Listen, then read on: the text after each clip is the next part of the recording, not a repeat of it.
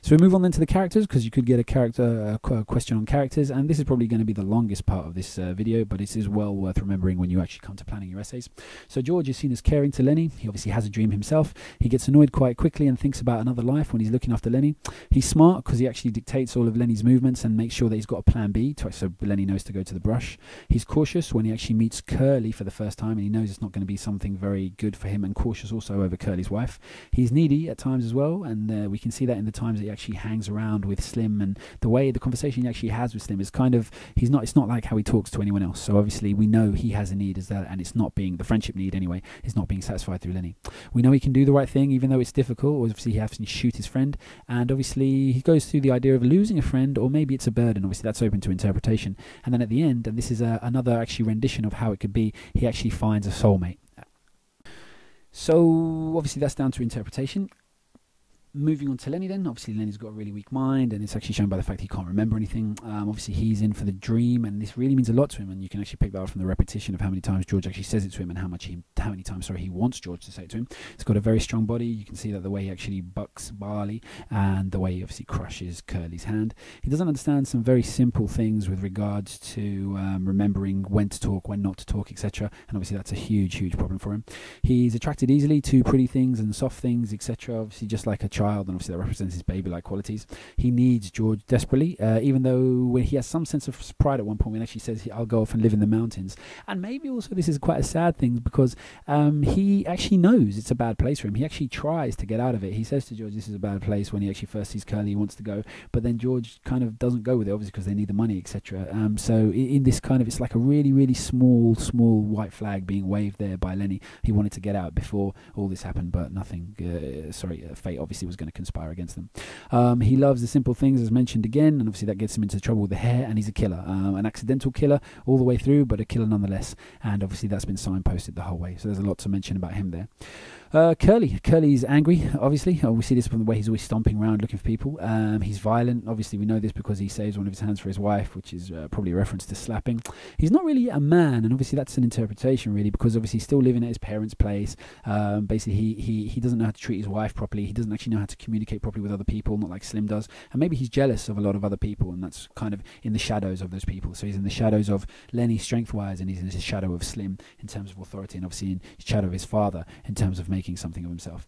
He gets his comeuppance when his hand is broken, etc. And obviously he gets his comeuppance through the way that his wife actually treats him. She's never around when he's around. Whenever you do see them there, they're always kind of arguing. Preys on the weak often. Obviously he tries to do that by making people scared. And obviously that comes through when he tries it with Carlson, tries it with Slim, obviously tries it with George, and then obviously tries it with Lenny, to the detrimental effect. Curly's wife, she's one of the probably more important characters. Obviously she's got no name for herself, which says a lot about women at the time. She's lonely, she's pretty, obviously that's highlighted quite a lot, and it's a bad combination probably in this era of literature. She's dangerous. The way she's spoken about, that's always good. If you mention anything about Curly's wife, mention how she's spoken about by the other characters, because it's not positive. Is she misunderstood? Is she just lonely? Would she be, if she were in a better place, would she be a better person? Is she doing what she needs to survive? These are the kind of things you can ask yourself. She's very simple, obviously, and foolish for the fact that she actually pursues other people's attention when she's supposed to be married, which is obviously only going to get her into trouble, especially knowing what her husband's like, and she says knowingly he's not a nice man. She's silently regretful, obviously. She kind of comments when she's telling Lenny about her life, etc., and saying what she could have been. Obviously there's a lot of regret in there, but obviously she's not saying she actually regrets it, but obviously we understand that. Is she innocent, or does she deserve her death? Obviously that's again for you to decide, and it's always worth mentioning both aspects if it comes up in an essay. And she's ill remembered. That's actually quite sad. I mean, her husband doesn't really care. He just wants to go after the killer because he just wants to kill Lenny, but then Candy, when standing over her, he really just has a go at a dead body, and that's actually quite sad. So she's actually ill remembered at the end there. Now with Crooks, obviously Crooks represents the black contingent, but it's not really a story about racism, and Crooks in himself, he's just kind of this small like side area within the novel, but he's actually got one kind of strange redeeming quality, which was not a quality of his character, but in the book he's actually guaranteed a job. He's the blacksmith there. He actually makes the shoes for the horses. If he doesn't have those, the horses can't go out, no one else can work, so his job is kind of guaranteed, and maybe that's not kind of seen as enough of a strength, but also that can be his a prison for him as well in that sense. He's obviously in pain. He takes his medication, but he knows what he's doing with his medication and ointments, etc. He's very smart. He's probably one of the few people there that can read, but obviously he's the outcast in his bunkhouse. He's had bad experiences where people have tried to fight him before, and obviously they only invited him in to mock him one Christmas a few Christmases ago.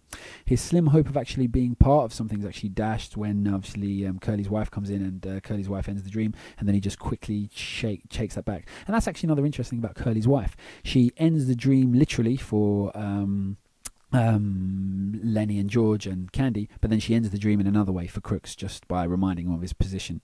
He feels threatened, obviously, just even by the idea. He doesn't really understand Lenny's intentions, and obviously he's threatened by Curly's wife, and he's a visited character. We touch upon him and we just kind of go to him just to kind of hear this one aspect and come back. He's not really one of the threads of the novel, as it were, but obviously he's one of the most memorable.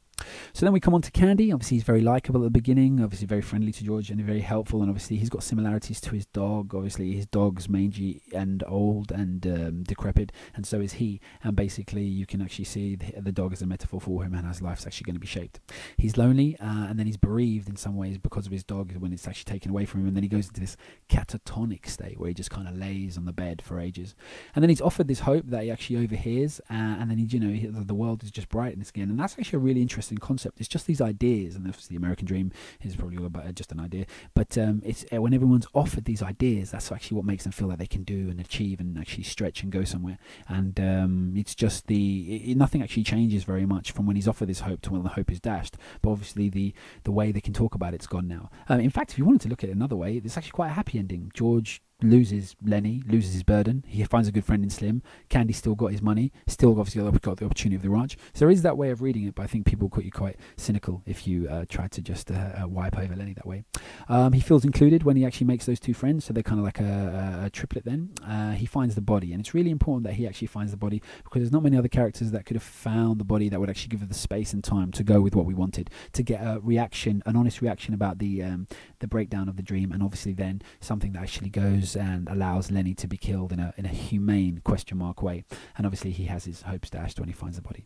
And lastly then we got Slim. Slim is obviously godlike. He's in control the whole way through, and there's no one else that's written about the way Slim is. Slim is only written about favourably, and maybe this is kind of like a hero-like figure. It'd be interesting actually if you find out who Slim is based on, or who Steinbeck was actually thinking of, etc. He's knowledgeable at all times. He reassures people when there's actually troubles, and he asserts himself. I mean, he asserts himself basically. It's kind of his nod or his kind of say-so that allows for the dog to be killed, etc., etc. And obviously the stable hands are all listening to his instructions when they're actually out working.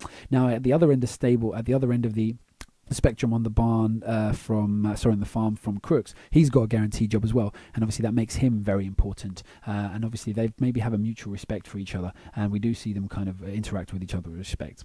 And obviously at the end we end up a place where obviously he reassures again, and maybe has he found the friend he's looking for now in George, and has George found the friend in him? So if you find quotations for any of those, you're going to be well ahead of what you want to be doing, how you want to be doing in terms of grades, and when you come to writing your points, I mean, the best advice I can offer you is obviously look at the examples that are there, but basically if you do this, you're not going to go far wrong. Plan, so obviously just try and remember some of the items that we've discussed here. When you come to your essay, mention a point, give a quotation, and then explain the meaning of that quotation and analyze it. Now there's several things you can analyze. Analyze some of the language, or analyze a link that could be made to another character. Analyze one of the ideas or themes, so that's the things that are actually mentioned up the top here. Any one of them, try and get them in each one of your paragraph. A different one obviously is better, and also look at how it links to another point in the book somehow, because there's lots of kind of connections to be made here. And do this obviously as much as you can. But if you do it 4 or 5 times, I can't see any reason why you would get less than a very good grade. Good luck.